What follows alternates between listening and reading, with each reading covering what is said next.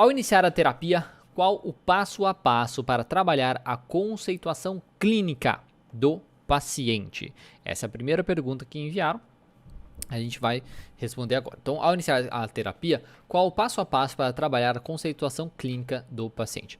A primeira coisa que a gente tem que pensar, assim, né, é que a gente precisa, então, identificar essa conceituação do paciente. Porque se a gente está querendo, então, trabalhar com a conceituação do paciente, a gente precisa identificar a conceituação do paciente. Sem a identificação, a gente não consegue trabalhar. E como que a gente vai fazer esse processo? A primeira coisa que você vai fazer, então, quando a gente pensa assim, no início, né? Então, acabou de começar a terapia e tudo mais. Ai, meu Deus do céu, como que eu vou trabalhar essa conceituação? Eu não tenho tantos dados, como que eu vou fazer isso? Você vai trabalhar no modelo cognitivo.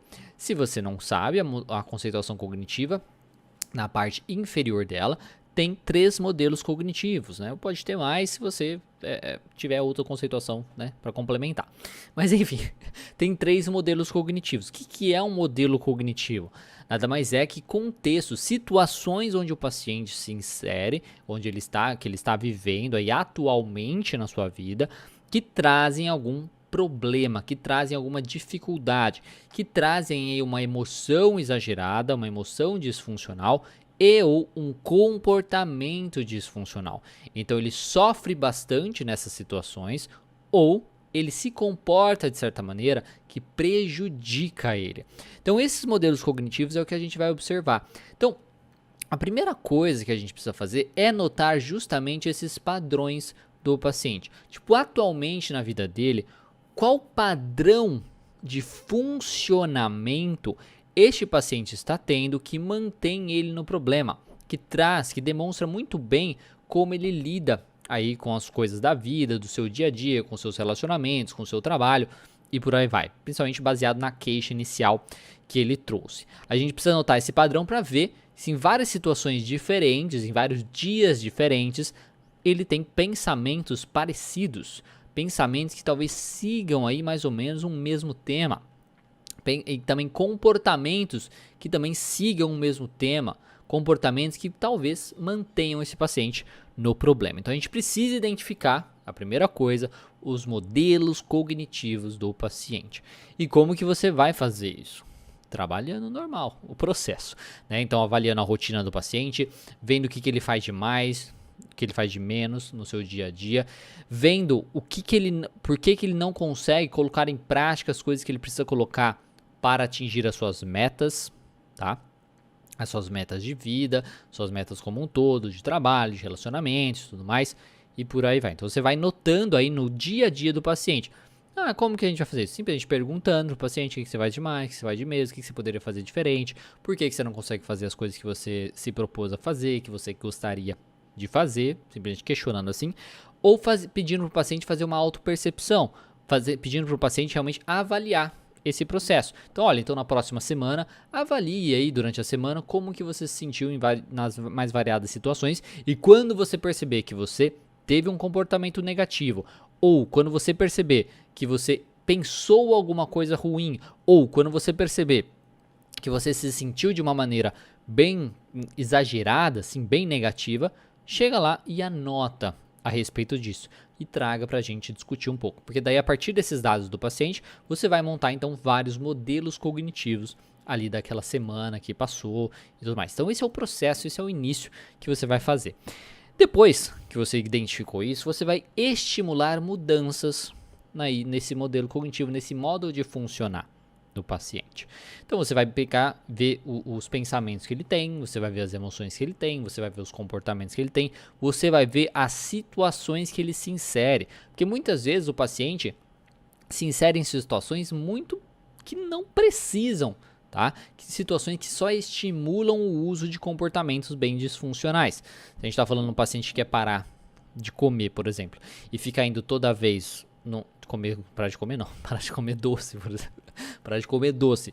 E aí ele fica indo toda vez numa doceria, né? Porque os amigos chamam e ele vai toda semana lá na doceria. É uma situação que talvez a gente tenha que evitar, Tá? Então a gente vai notando essas questões e a gente vai trazer mudanças, propor mudanças para esse paciente.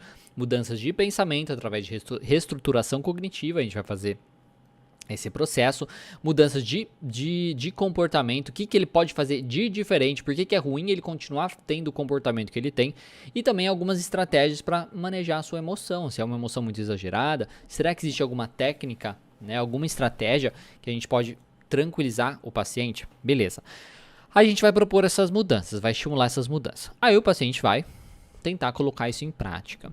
Quando ele tentar colocar isso em prática, obstáculos vão aparecer. Por que vão aparecer? Porque ele está funcionando dessa maneira há muito tempo. Porque o seu modo de funcionar e de pensar sobre a vida é disfuncional há muito tempo.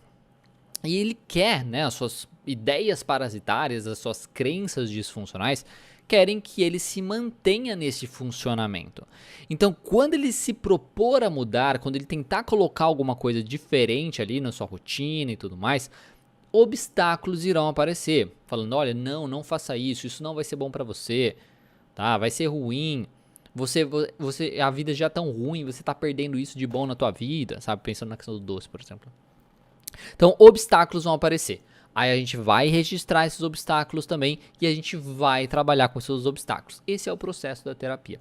Conforme a gente vai fazendo isso, a gente vai notar que nesses obstáculos vão começar a aparecer crenças, vão começar a aparecer significados desses pensamentos. E aí a gente vai identificar então as crenças do paciente e as justificativas para ele ter os comportamentos dele aí disfuncionais e muitas vezes comportamentos de segurança que mantêm ele no problema. E quando a gente nota isso, a gente começa então a reforçar ainda mais essa conceituação cognitiva do paciente, criando essa conceituação cognitiva. Então, basicamente, você trabalha a conceituação cognitiva enquanto você identifica a conceituação cognitiva. Você não vai trabalhar com ela depois que você identificou essa conceituação.